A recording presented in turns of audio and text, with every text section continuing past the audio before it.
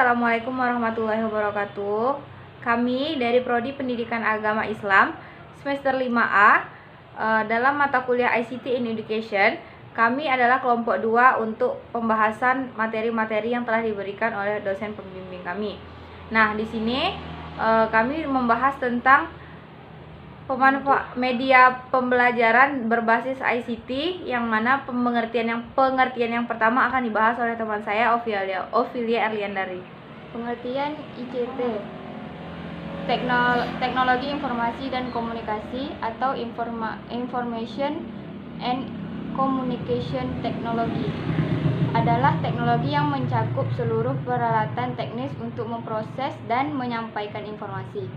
TIK mencangkup dua aspek, yaitu teknologi informasi dan teknologi komunikasi. Teknologi informasi meliputi segala hal yang berkaitan dengan proses, penggunaan sebagai alat bantu, manipulasi, dan pengelolaan informasi.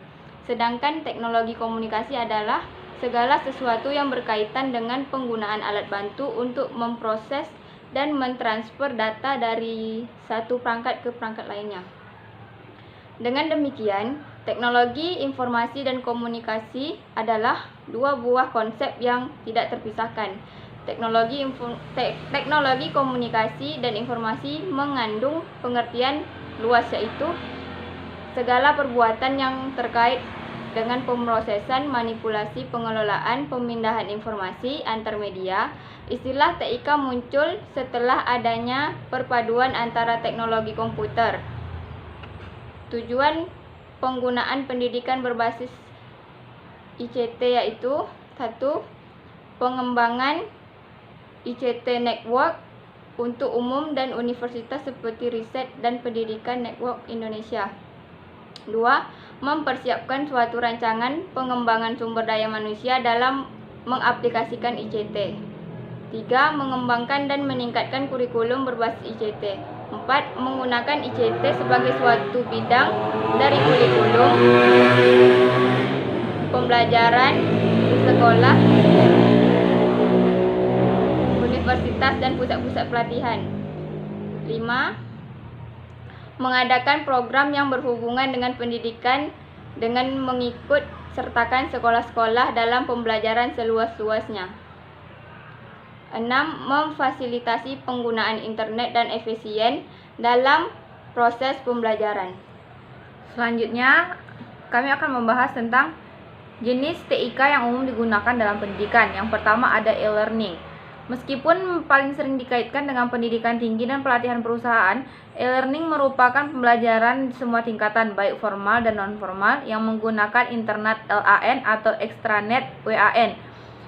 Untuk seluruhnya atau sebagian interaksi fasilitasi, beberapa pihak lain lebih memilih istilah online learning atau pembelajaran berbasis web, yaitu himpunan bagian dari e-learning yang mengacu pada pembelajaran menggunakan browser-browser seperti Internet Explorer, Mozilla, Firefox, Opera, dan lainnya. Selanjutnya, blended learning.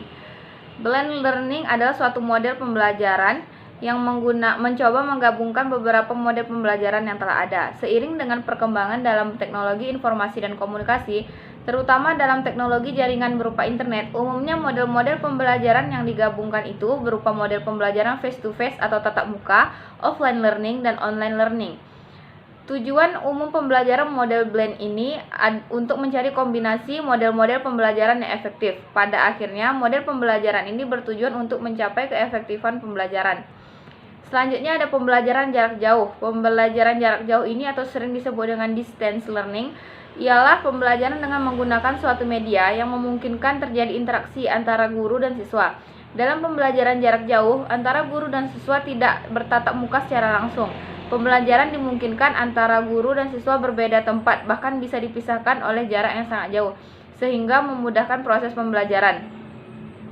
Suasana pendidikan seperti ini dalam suasana kelas sangat penting untuk diciptakan dalam suasana pendidikan jarak jauh. Sistem komunikasi pembelajaran harus baik agar fungsi pendidikan jarak jauh dapat dijalankan.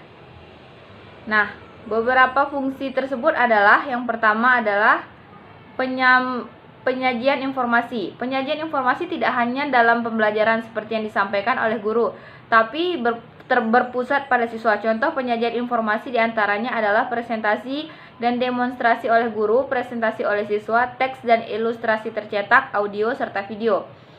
Praktek dan feedback. Pembelajaran berlangsung dengan melibatkan partisipasi siswa secara aktif, seperti kegiatan tanya jawab, kegiatan diskusi, kegiatan kelompok, tutorial teman sejawat, proyek kelompok, dan ujian. Selanjutnya, akses sumber belajar. Sumber belajar lain dapat diakses oleh siswa dengan mudah, seperti bahan cetakan, bahan audiovisual, basis data, dan perpustakaan. Yang keempat, belajar berbantuan komputer. Komputer digunakan di berbagai bidang seperti kantor, sekolah, dan rumah. Pada saat ini, komputer merupakan alat komunikasi yang paling utama bagi miliaran orang. Dengan menggunakan komputer, masyarakat mempunyai akses secara cepat terhadap informasi di seluruh dunia. Melalui komputer, seseorang dapat bertemu dengan teman baru, berbelanja, mengambil kursus, dan masih banyak fasilitas lainnya yang dapat diperoleh dari komputer. Komputer sebagai alat bantu pendidikan sudah cukup dikenal, terutama di negara maju. Beberapa lainnya banyak digunakan adalah computer aided learning, computer based instruction or education, computer managed instruction.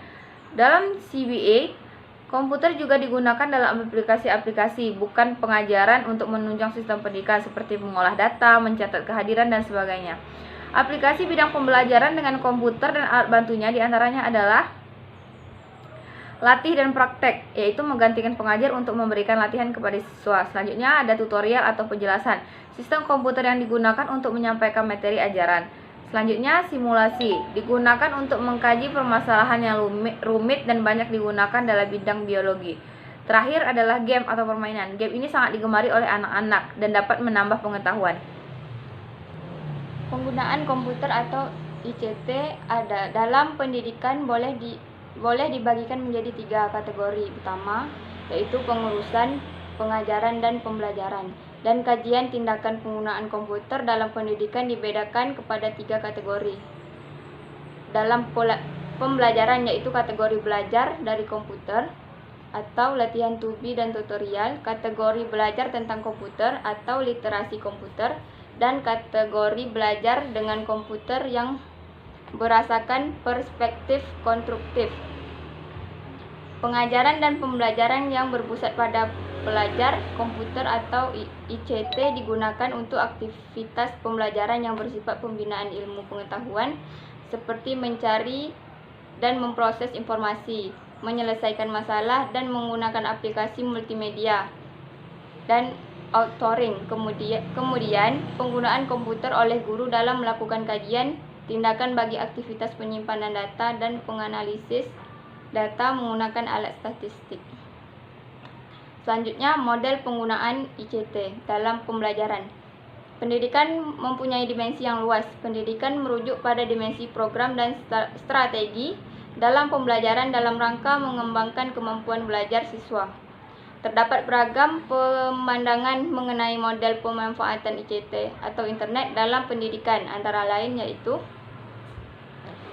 1. ICT sebagai alat bantu pendidikan, artinya media hanya sebagai pelengkap untuk memperjelas uraian-uraian materi yang disampaikan.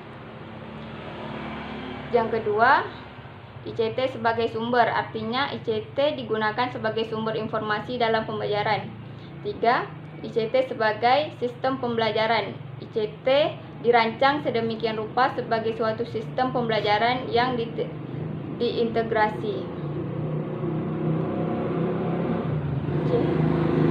Kemampuan yang dituntut bagi penyelenggaraan pendidikan berbasis ICT. Semakin meluasnya kemungkinan dalam pendidikan dan pelatihan menuntut pengelola pendidikan untuk mampu mengintegrasikan teknologi dalam lingkungan belajar, mulai dari fase desain, pengembangan, penerapan, dan pemeliharaan. Setidaknya ada 3 pihak yang dituntut kemampuannya, yaitu 1. Ketuntutan kelembagaan. Jika lembaga pendidikan sekolah ingin sukses penyelenggaraan pendidikan, maka harus ada kebijakan memihak kerjasama dan komitmen antar unit kerja yang mungkin akan terlibat. 2. Kemampuan pengelola, sedangkan tuntutan untuk persyaratan yang harus dipenuhi oleh seorang pengelola program untuk mendorong sukses, yaitu A. Mampu untuk meyakinkan atau menemukan nilai-nilai baik dalam penggunaan teknologi. B. Memahami secara mendalam mengenai pengaruh teknologi dalam pembelajaran skill. C. Mampu untuk menyesuaikan budaya dan sikap dalam penggunaan teknologi. D. Memahami dan menyadari adanya berbagai keterbatasan dalam teknologi. E. Mengetahui berbagai persyaratan dasar teknologi, mampu melakukan evaluasi.